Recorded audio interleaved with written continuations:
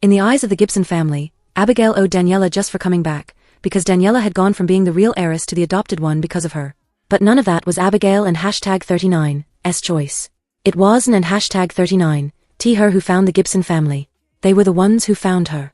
They brought her home, only to treat her like she didn't and #39 belong.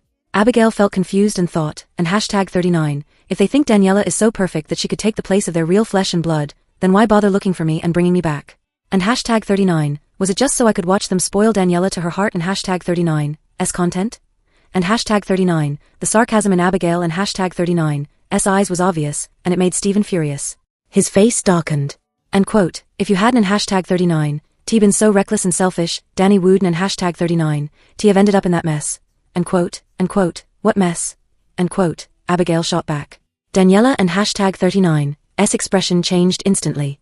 And quote, Stevie today and #39's Abby and #39's homecoming. Let and #39's not bring up the past. And quote, she turned to Ralph. And quote, Ralphie, didn't and #39 you say you wanted to meet my grandpa?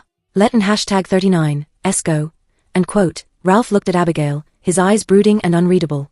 And quote, you and #39, not coming? And quote, he asked indifferently. Abigail and #39's eyes lit up. She answered almost instinctively, and quote, I am. And quote, Ralph gave a slight nod. And quote, then let and #39's go. And quote, Abigail was about to follow when Stephen suddenly grabbed her arm. His grip was so strong it made her frown in pain. And quote, you and #39, planning to show up like that in front of Grandpa? What, trying to tattle on us again? And quote, Stephen sneered. Abigail didn't and #39 think there was anything wrong with what she was wearing. At least it was clean and tidy. But when it came to seeing Wyatt, she didn't and #39 want to argue with Stephen. And quote, I don and #39 have a change of clothes and quote, Abigail said.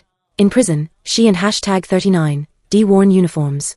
She hadn't and #39 been allowed to wear her own clothes. The dress she had on now was the same one she and #39 worn 3 years ago. After being stored that long, it was faded and worn, understandably. And quote, come with me and quote, Stephen said, his gaze suddenly hard to read. Then he turned and walked away. Abigail followed behind him. After 3 years, the villa had changed a lot, and everything felt unfamiliar to Abigail. When they reached the second floor, Stephen and #39's expression shifted slightly. And quote, you and #39 been gone for 3 years, and no one in #39's been using your room. We turned it into Danny and #39's walk-in closet. And quote, Abigail paused for a moment, then gave a nod without much emotion. And quote, got it.